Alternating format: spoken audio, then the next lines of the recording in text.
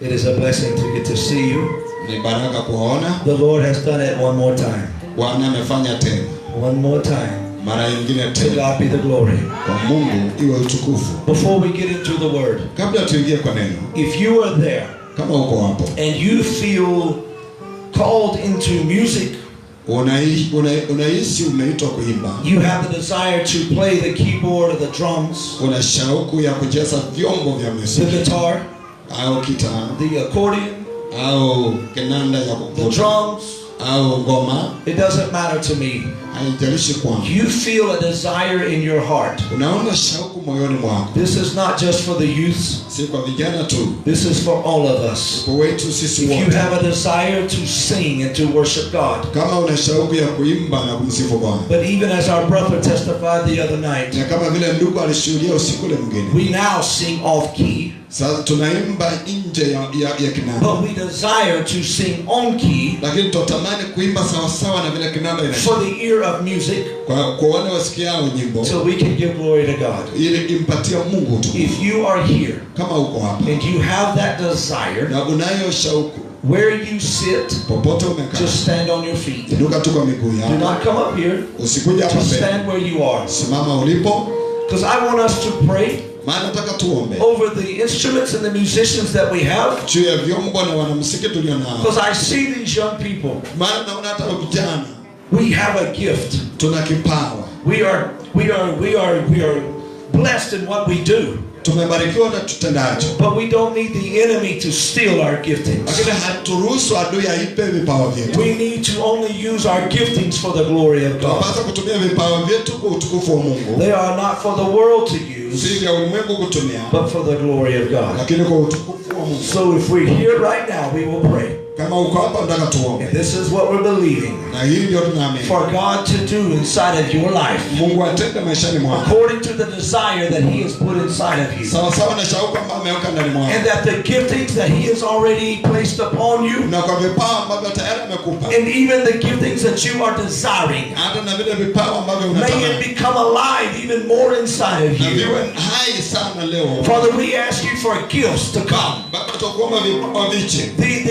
On our desires, the playing of the instruments, the singing of the voice, where even today to people it may not sound well, but God, we're believing even right now that the supernatural of heaven come upon us, and where the fees are needed to learn the instruments, Father, we're believing for you to supply. We're believing for you to give us ideas on how to come up with the fees. And God, we give you glory. We give you praise and adoration for what you are doing in our lives, for the gifts that we receive to give glory to your name, the ability to play the instruments to give glory to your name, the ability to sing to give glory to your name. So we say, let it be done. Yes and amen. In Jesus' name. Amen. Amen. Amen. Amen. May the Lord be praised. May the Lord be praised. May the Lord be praised.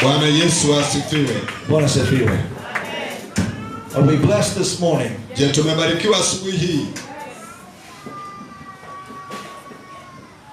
I am blessed that you are blessed. Let us get to the word. Let me ask you a question this morning. How many of us at times can get frustrated, not at God, but that our prayers may not be being answered? Be honest with me. Do we at times, we're not frustrated at God, hatushushwi kwa Mungu. But we're frustrated that we've been praying and praying and nothing seems to be happening. Twashushwa kwamba tumekuwa tukiomba na hapana kitu kinatendeka. Bwana sifiwe, are we here? Uko hapa? I'm not the only one. Sio mimi pekee. There are times in my life kuna wakati maishani mwangu when I am praying and believing, wakati naomba na kuamini, and I'm still believing and it seems like nothing is happening. Na bado naamini na hapana kitu inatendeka. Church, I want to encourage you this morning. Kanisa nataka kutia moyo asubuhi. I want to encourage you in our prayer. Nataka kutia moyo kwa maombi. We're going to start by talking about this. Tutaanza kwa kuongea juu. And we will move to something else. Na tutaenda kwa kitu kingine. But this morning I want us to begin lakini asubuhi nataka tuanze in addressing our prayer. Kwa kuzungumzia maombi yetu. Because many of us, we pray, maana wengi wetu tuomba, and we pray, na tuomba, and we pray, na tuomba, and it seems like many things are not happening. Even concerning healing. Hata kuhusu uponyaji. We hear ministers like myself and my brother. Kama ndugu yangu. We preach on healing. Tuomba juu ya we believe on healing. Tuwazungumzia uponyaji. We tell you to only believe. Tuambia muamini tu. And you'll be healed. Na unapona. But sometimes we believe. Lakini wakati mwingine tuamini. And we really do believe. Na tuamini hakika. But it seems like something is not happening. Yaonekana kana kwamba hapana kitu kinatendeka. Honest if you were. James, the book of James. Yakobo. And we're going to look at just a few scriptures. Tutaona maandiko machache. As you're turning to James, I will tell you. Wakati unageuka kwa Yakobo nitakwambia. I will tell you today. Tawaambia leo. That many times. Wakati mwingi. We must forgive before we can receive from God. Lazima tusamehe ndipo tupokee kwa kutoka. There can be many reasons why we're not receiving. Tunaweza kuwa na sababu nyingi kwa nini hatupokei. But this morning I want to look at James chapter 4. Lakini asubuhi nataka tuangalie Yakobo sura 4. Verses 1 through 3. Kifungu cha kwanza mpaka 3. Yakobo sura ya 4 kifungu cha kwanza. Biblia inasema vita yatoka wapi? Na mapigano yaliyoko kati yenu yatoka wapi? Si humu katika tamaa zenu mnaanza vita katika viungo vyenu. Mwatamani wala hamna kitu. Mwaua na kuona wivu wala hamwezi kupata. Mwafanya vita na kupikana wala hamna kitu kwa kuwa hamuombi. Hata mwaomba wala hampati kwa sababu mwaomba vibaya ili kwa tamaa zenu. Verse 1.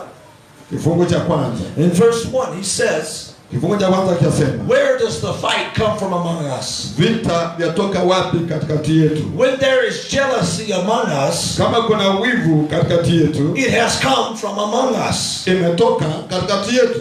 When we allow jealousy from one another, tukiruhusu wivu kutoka kwa mmoja kwa mwingine, we invite problems into the church. Tualika shida kanisani. And the writer here is saying, na maandishi hapa anasema, where do your problems come from? Shida zako zatoka wapi? The problems inside of the local churches. Shida zilizoka katikati ya kanisa. It comes from the members inside the local churches. Zatoka kwa washirika katikati ya kanisa. Too many times we blame the Satan. Mara nyingi tunalaumu shetani. We blame the witch doctors. Tunalaumu waganga. And yes, they can attack us. Ndio wanaweza tushambulia. But most of our issues come from us. Lakini shida zetu nyingi zatokana na sisi wenyewe. Most of our issues come from among the members. Shida zetu nyingi zatoka katikati ya washirika wetu. And he tells them in verse 2. Yanatokea katika sura ya you are lusting and desiring for things that you do not have. Mwatamani vitu ambavyo hamna. We know that covetousness is sin. Tunajua kwamba kutamani ni dhambi. When I covet what someone else has. Ninapotamani kile ambacho cha mwingine. When I say in my heart, nikisema moyoni mwangu, I wish I had what he has.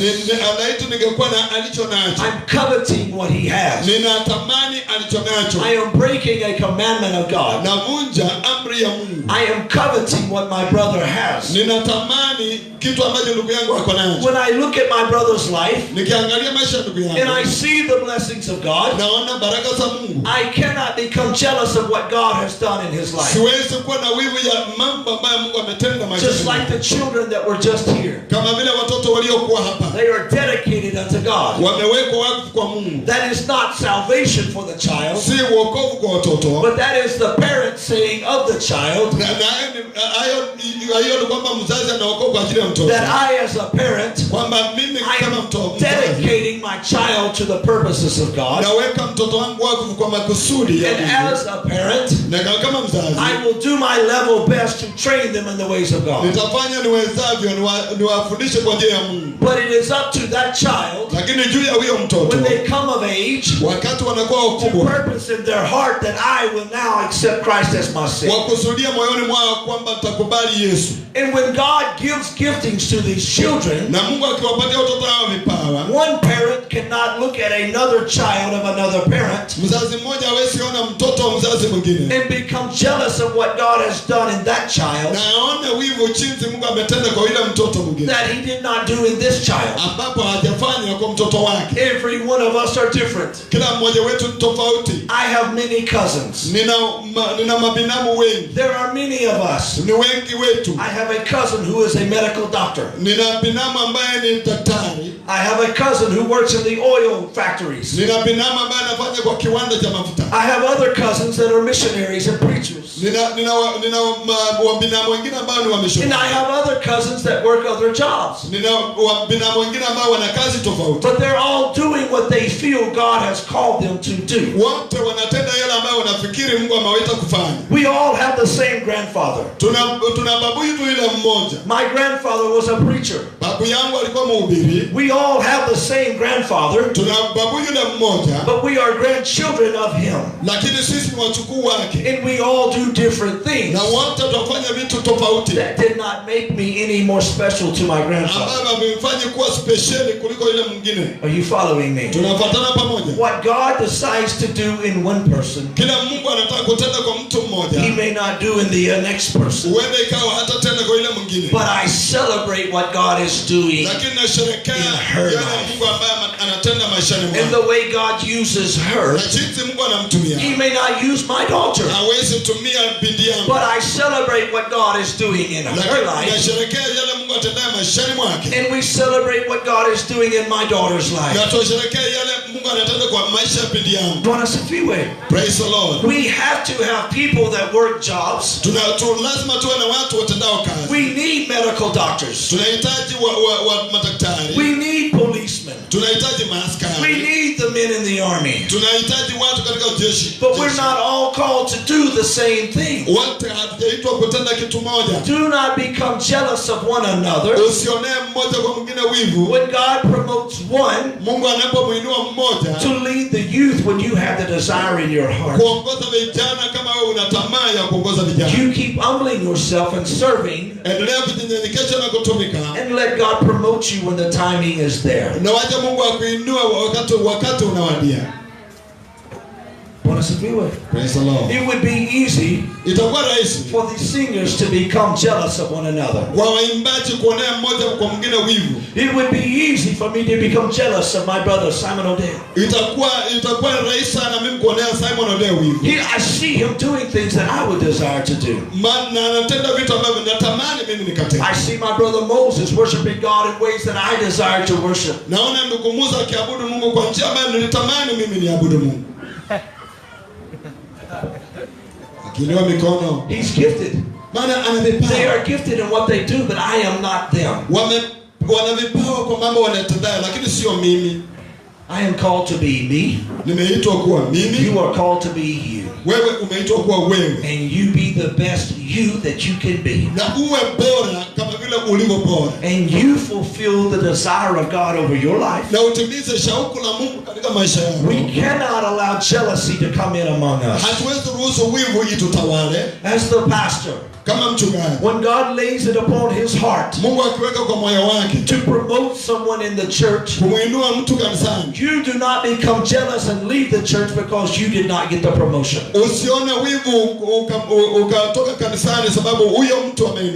You keep serving God, you keep humbling yourself, and you keep serving, and in time God will promote you. Do not become jealous of someone else's promotion. When God puts it in his heart to plant another church over there, and you did not get chosen when you thought you would,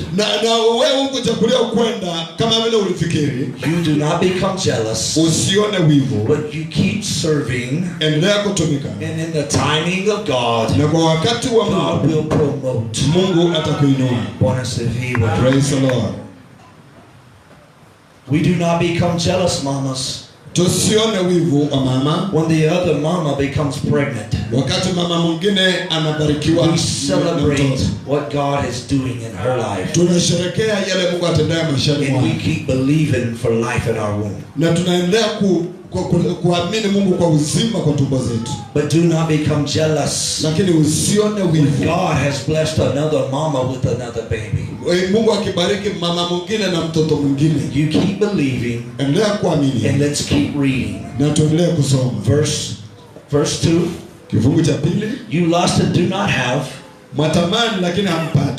You murder and covet and cannot obtain. You're fighting and you're at war, yet you do not have because you do not ask. When a child gets thirsty, what do? When an infant becomes hungry, how does the mama know that the child is really hungry?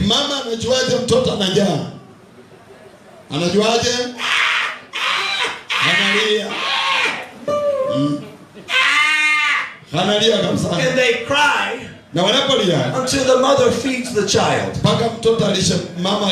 Is this true? Have you been around a mama and their child is crying, and they're crying, and you're looking at the mama? Do something about this child. Either clean the child or feed the child, but do something about the child. When the child is crying, he's telling you something is not right. He's either dirty or he's hungry, or he's sick. There's no other reason why a child cries. He needs attention. Amen. When I need from my father, I cry out to my father. When my son needs something, he tells me, Dad, I need. When my son Calvin needs shoes, what does he tell us? Dad, I need shoes. I need shoes for school. I need money for this. I need for that. If our sons do not tell us their need, I will not know. But there are other things that I know he needs, because he's already told me in the past. And I remember. Are you following me? When you need, open your mouth and say it.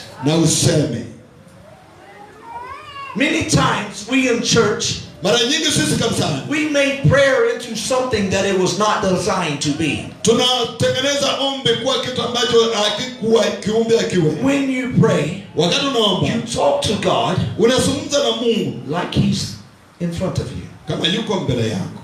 The same way a son would talk to his dad. Dad, I need. And as a dad, what do? Na kama baba nitafanyaje? I do my best to provide for the need. Nitafanya niwezavyo nitosheleze iliyohitaji. Bwana asifiwe. Amen. You have not because you ask not. Hamna sababu hamuombi. And the verse 3 says, kifungu cha 3 kinasema, you ask and do not receive. Mwaomba lakini hampati. You have asked but you're not receiving. Unaomba lakini haupati. Many times I'm asking but I have not received what I asked for. Wakati mwingine naomba lakini sipokei kile naomba. And now I'm frustrated because I'm not receiving. Sasa nashushwa sababu sipokei. And here he says to us, na hapa anatuambia, you have asked and do not receive. Mnaomba lakini hampati. Because you asked wrong. Kwa sababu mnaomba vibaya. You asked for something for your own pleasure. Mnaomba kitu kukitumia vibaya. When I pray according to the will of God. Naomba sawa sawa na mapenzi ya Mungu. And God will meet my needs. Na Mungu atakuta mahitaji yangu. God will meet your needs. Mungu atakuta mahitaji yako. When you pray, wakati unaomba, believe that you've received it. Amini na amini kwamba unapokea. According to the will of God. Sawa sawa na mapenzi ya Mungu. Now we know when Jesus was in the garden of Gethsemane. Na tunajua Yesu alipokuwa katika bustani ya Gethsemane. He declared out of his mouth. Akaomba kwa mdomo wake. Not my will but your will be done. Sio mapenzi yangu bali mapenzi yako yatendeke. And yes, that is how we pray. Na hivyo ndivyo tunaomba. But many times when we're praying, lakini wakati mwingine napoomba, not my will but your will, sio mapenzi yangu bali mapenzi yako. We already know the will of God. Tunajua tayari mapenzi ya Mungu. For instance, kwa mfano, healing. Uponyaji. If I am praying for healing, waweza kuwa unaombea uponyaji. Is that the will of God? Si mapenzi ya Mungu hiyo? Yes. I don't have to say, Lord, if it's your will. Sitaji kusema Mungu ikiwa ni mapenzi yako. In fact, it's already been done. Maana yake ni kwamba imetendeka. By his stripes, kwa mapiko yake, we were healed. Tuliponywa. It's already done. Imetendeka tayari. I don't have to ask if it's his will. Sitaki kuomba kwamba kama ni mapenzi yako. So when I'm praying over my son for healing, ninapoombea mtoto wangu juu ya uponyaji, there's no doubt. Hakuna shaka. There's no unbelief. Hakuna kutoamini. There's only the prayer ni kuombe tu and receiving. Na kupokea. Amen. Are you with me? Tuko pamoja. James chapter 1. Yakobo sura ya kwanza. Verse 5 through 8. Kifungu cha 5 hadi 8. Yakobo sura ya kwanza.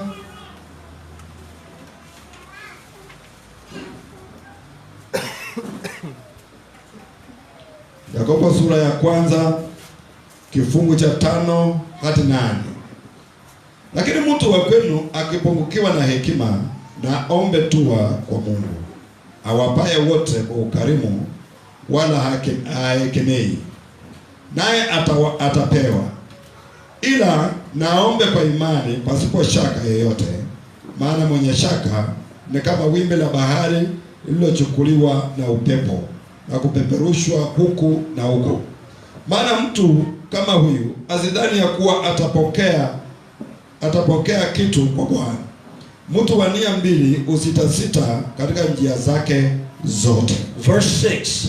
Cha 6. You must ask in faith, believing. Uombe kwa imani ukiamini. When you are asking God for something, unapoomba Mungu kwa kitu, like we just asked for the music, kama vile tumeomba kwa ajili ya muziki. When I'm praying, ninapoomba, I know there are many of us. Kuna wengi wetu. I am believing that each of us are going to receive. Ninaamini kwamba kila mmoja anaenda kupokea. Even today, according to his promise. Hata leo sawa sawa na ahadi yake. When I pray by faith. Naomba kwa imani. I am believing. Naamini. I'm not just hoping it will happen. Si tumaini tu kwamba itatendeka. I am believing it will happen and it is done. Naamini kwamba itatendeka na inatendeka. I'm believing it is done. Naamini kwamba imetendeka. Faith in Jesus, believing it is done. Imani katika Yesu, kuamini kwamba imetendeka. Without doubting. Pasipo shaka. And this is where we lose many people. Na hapa ndipo tunapoteza watu wengi. I'm not sure if it's God's will. Sijui hakika kama ni mapenzi ya Mungu. If you do not know the will of God, kama haujui mapenzi ya Mungu, then first pray to know the will of God before you pray for something. Basi omba ujue mapenzi ya Mungu kabla uombe kitu.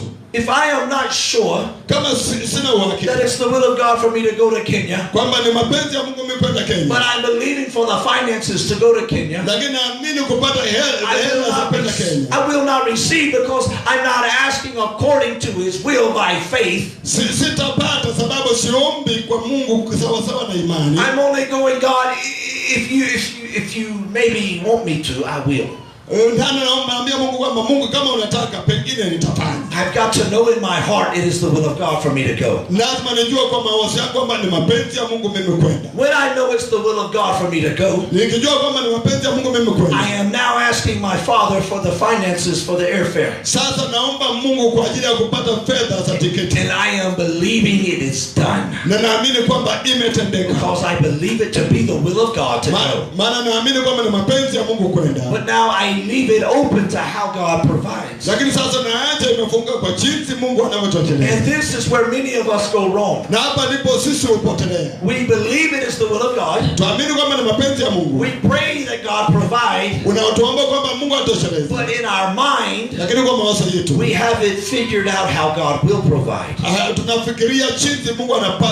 You cannot limit God on His provision. You cannot limit God on Him the way He provides. There is a story of a man named George Mueller. He lived about 200 years ago in England. And he built big orphanages. He never once asked anyone for money. He only believed by faith it was the will of God. At one point in the ministry, they had over 2,000 orphans. And there were many, many days when they would sit down at the tables. The tables were full of children. The bowls were on the tables. They were empty. They would sit down to eat. Nothing is on the table. Nothing to eat. He would sit at the head of the table, and he would tell all of the children, let us give thanks for the food we're about to partake of. There is no food. But he says, let us give thanks. Let's raise our hands to heaven and give God thanks for the food we're about to eat. He would pray. He would say amen. And immediately there's a knock at the door. This happened many, many times. They would open the door. There would be no one there. But there would be bags of food to feed the children.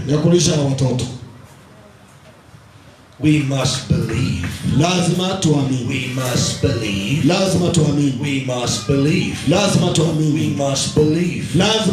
We were having conferences, and we've done our level best. And the kitchen is in a quarrel because the food is running out. The people are still hungry. We pray and we ask God. If the money does not come, we cook what we have. We pray over what we have. And we begin to serve what we have. And we allow God to increase what we have. Your faith will never work until there's a problem that you cannot overcome. When I have the ability to overcome the problem, my faith is not overcoming the problem. I am overcoming the problem. Amen. We must take faith and believe it is the will of God. In James chapter 1 we just read, he that doubts will receive nothing. He that doubts will receive nothing. When we pray, we believe that we have received. Amen. Because the point of prayer is to have an answer to the prayer. Let me say that again. The point of praying is to tell my Father what I have need of. And when I tell my Father, I am trusting Him to take care of what I've already asked for. Amen. Amen. But some of us here, we have a bad idea of what a father really is. Because our earthly father was not a good father. My Father in heaven will not treat you like men treat you. It is hard for some of us to understand what love is, because you've never really experienced the God kind of love. So when a preacher tells us God loves us, your idea of love, someone beating you, someone mistreating you, someone abusing you, that is not the love of God. Some of us have an idea that God is standing over you, waiting for you to slip.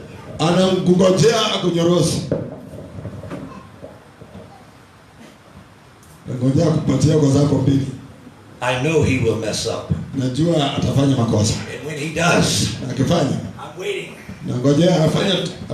I know you will mess up. I'm watching you from heaven. I'm waiting on you to mess up so I can get you. That is not who God is. Yes, he corrects us when we need it. But he is not a God who is waiting to abuse me.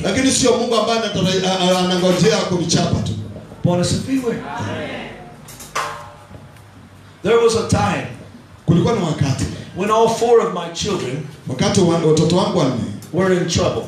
I do not even remember what they did, but they were all four in trouble. I called them to my room. I lined them up by age, and they were standing in front of me knowing they were in trouble.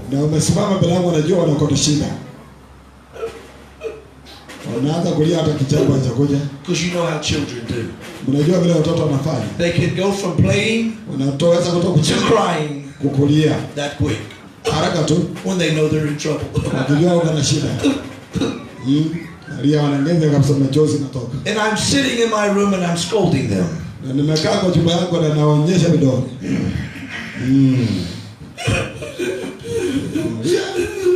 And this is what I told them. I said, if one of you will volunteer to take the punishment, I will let the other three go.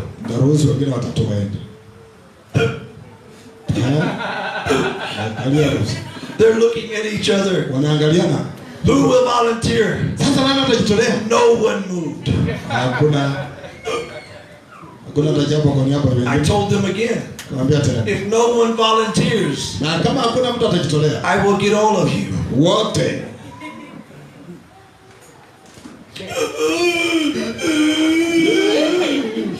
No one's moving.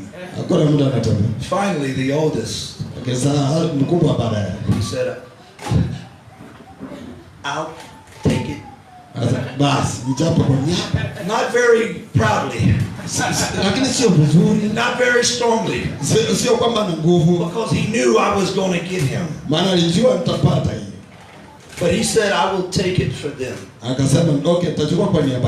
I had on short pants. Nilikuwa nimevaa kinyasa. I was in my bedroom. Kwa nyumba yangu. And I took my belt. Nikachukua mshipi. I rolled it in my hand. Nikafunga kwa mkono. And I raised my leg. Nikainua mguu wangu. Pulled my pants up. Nikasogeza kinyasa yangu. Whip my leg. Nikachapa mguu yangu. As hard as I could. Vile ninaweza. Till my leg began to turn purple. Mpaka mguu yangu ikaanza kugeuka. Ikaanza kuwa. It hurt me so bad I had tears coming down my face. Nikaona machozi yanatoka macho yangu.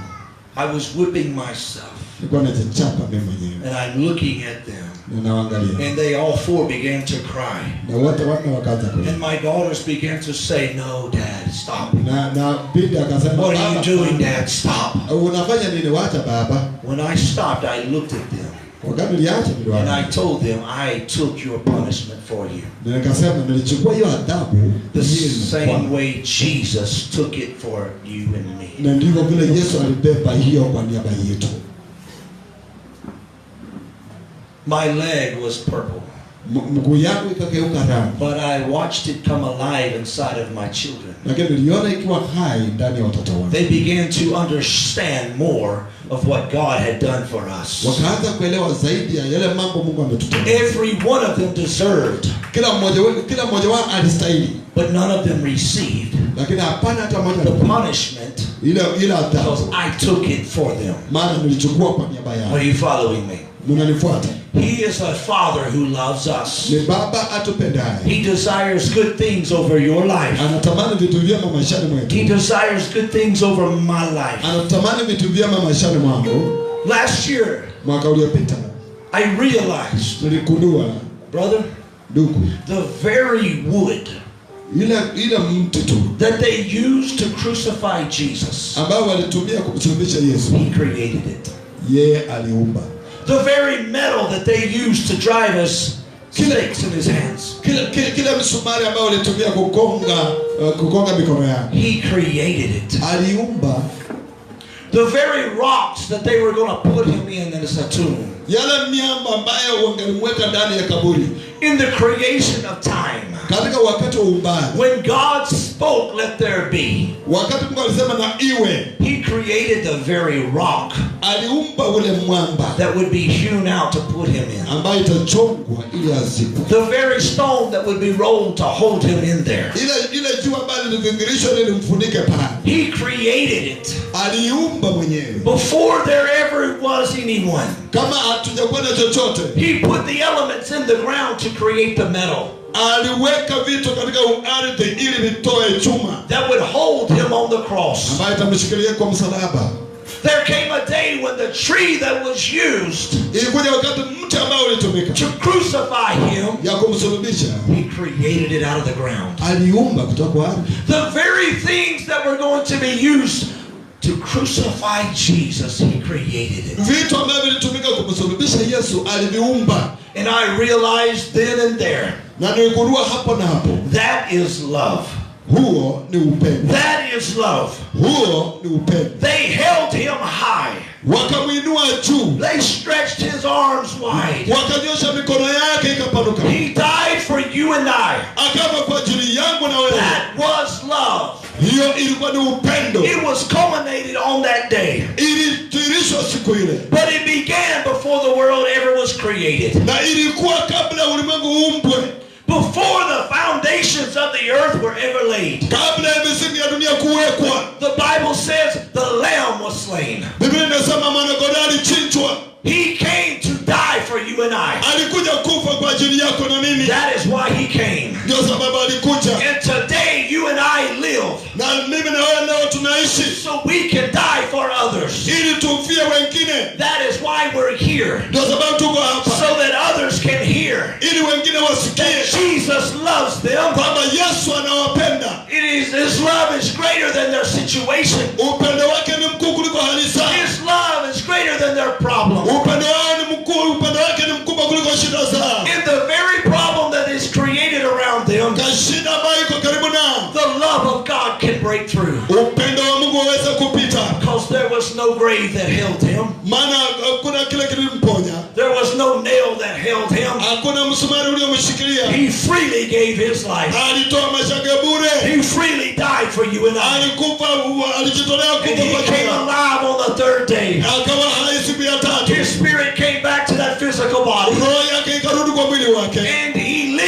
tell you. He lives. He lives. He lives. Whatever you're needing today, Jesus is our answer. Whatever our situation is today, Jesus is our answer. Flip over to Proverbs chapter 3 real quick. Proverbs chapter 3. Verses 5 and 6. Kifungu cha 5 na 6. Methali sura ya 3 kifungu cha 5 na 6. Mtumaini Bwana kwa moyo wako wote, wala usitegemee akili zako mwenyewe. Katika njia zako zote mkiri yeye, naye atanyosha mapito yako. Trust in the Lord. Mtumainia Bwana. Brothers and sisters, wandugu na wadada, once again we have come. Mara nyingine tena tumekuja. And once again the days will come when I will leave. Na mara nyingine tena siku itakuja nitatoka. But the presence of God does not just go with me. He stays here with you. Uwepo wa Mungu hauendi nami tu, bali unabaki nami. But you and I must both trust in the Lord. Lakini mimi na wewe lazima tumtumainie Bwana. While I was sitting over there in the chair, wakati nimekuwa nimeketi kwa kiketi, my son and I realized mimi na kijana wangu tulikundua that 1 month from today, kwamba mwezi mmoja kutoka leo, I will be in the air flying to another country from the USA. Nitakuwa na paa kuelekea nchi nyingine. From today, 1 month. Kuanzia leo hii mwezi mmoja. If the Lord is willing, I will go to another nation. Kama Mungu anapenda nitaenda kwa nchi nyingine. And I will preach Jesus just like I do here. Nitamhubiri Yesu kama vile namhubiri hapa. Because I live this verse here, verse 5. Maana naishi kifungu hiki. I trust in the Lord with all of my heart. Namtumainia Mungu kwa moyo wangu wote. The Lord has great desire over your life. Mungu anatamani sana maisha yako. But you must trust him. Lakini lazima umtumainie. Not just the pastors and not just the women's leaders. Si mchungaji tu, si kiongozi wa mama tu. But our trust is in the Lord. Lakini tumaini letu liko katika Mungu. The maker of heaven and earth. Aliyeumba mbingu na nchi. I trust him. Na mtumainia. Can you say that with me today? Sema hiyo pamoja nami. I trust God. I trust God. I trust God with my everything. Namtumainia Mungu na kila kitu changu. I trust God with my family. Natumainia Mungu na familia yangu. I trust God with my school fees. Natumainia Mungu na karo ya shule yangu. I trust God with my shamba. Natumainia Mungu na shamba langu. I trust God with my life. Natumainia Mungu na maisha yangu. You see, the Bible says to trust in the Lord. Biblia inasema mtumainia Bwana with all of thine heart. Na moyo wako wote. Lean not into thine own understanding. Usiegemee akili zako mwenyewe. We go to school and we learn things. Tunaenda shuleni tutasoma mambo. But do not let the wisdom of man keep you from following God. Lakini usiache hekima ya wanadamu ikuzuie kumfuata Mungu. We go and we do according to wisdom. Tuende na tutende sawa sawa na hekima. But be led by the Spirit of God. Lakini tukiongozwa na Roho wa Mungu. And I hear a mama asking me. Nasikia mama akiniuliza. How do I be led by the Spirit? Je, nitaongozwaje na Roho? Am I listening for a voice? Je, nisikilize tu sauti? Yes. Ndio. But let me tell you how I hear God. Pia nikwambie vile nasikiliza. I am Simi, your brother. Mimi ni Simi ndugu yako. Today I am on loan to you from Chamoy. Leo nimekopeshwa kutoka Chamoy. My church is there in Chamoy and they have loaned me to you today. Kanisa langu liko Chamoy lakini wamenikopesha hapa. But let me tell you how I hear God. Lakini wacha nikwambie ninasikia Mungu. Most of the time in my life, mara nyingi maishani mwangu, I do not hear an audible voice. Sisikii sauti iliyo wazi. I have a knowing inside of me. Ninakujua ndani kwangu. And I follow the peace of God. Na nafuata hatua za Mungu. There are so many scriptures. Kuna maandiko mengi about the peace. Kuhusu amani. That passes all understanding. Ipitayo fahamu zote. About the peace inside of you. Zaidi amani ndani mwako. When you're praying over something. Unapoombea kitu. And you're trying to decide if it's the will of God to continue. Unatamani kujua kama na mapenzi ya Mungu kuendelea. Follow the peace. Fuata amani. Follow the peace. Fuata amani. You may have two good options. Unaweza kuwa na mambo mawili ya kwako. When we complete the university. Wakati tunamaliza chuo kikuu. And we're trying to find a job. Na tunajaribu kupata kazi. We may have multiple opportunities. Tunaweza kuwa na nafasi tele tele. Follow the peace. Fuata Follow the inner knowing of your heart. There is an inner peace that you will have when God is showing you. Most of us will not hear an audible voice. If you've watched me this past week, many times I stood here and I had a word of knowledge about a sickness. And someone asked me, how do you know what to speak? I have friends that they just hear from God, and they call out what they're hearing in their inner voice. But most of the time I feel it in my body. Many times when I pray to someone, I will feel it in my body and I will know how to pray. But God speaks to us in different ways. Mamas, daddies, when you're praying and you're asking God for direction for your family, be listening. Because I have found in my own home, many times my children have the answer. I have to humble myself to receive the answer from God through my child.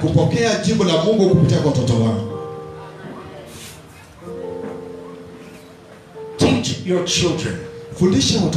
Teach your children. Teach the children to prophesy. Teach them to pray. Praying is something that we learn how to do better from others. Because I watch the young man on the second row there. He's a little child. I was watching him in worship. And he was doing what he was watching others do. It was simple, but he is learning because Mama has brought him to learn. When you get our children around the presence, the presence will teach them. But when you get them in the world will teach them. Do not keep the children from the prayer meetings. I know they cannot be at all of them. And if we have to have special services to teach children how to pray, then we must do that. Because children is what we have to become like in order to even reach God. There's something about a child. When a child gets in trouble and you rebuke the child, in the mind of a child, when it is over, it is over.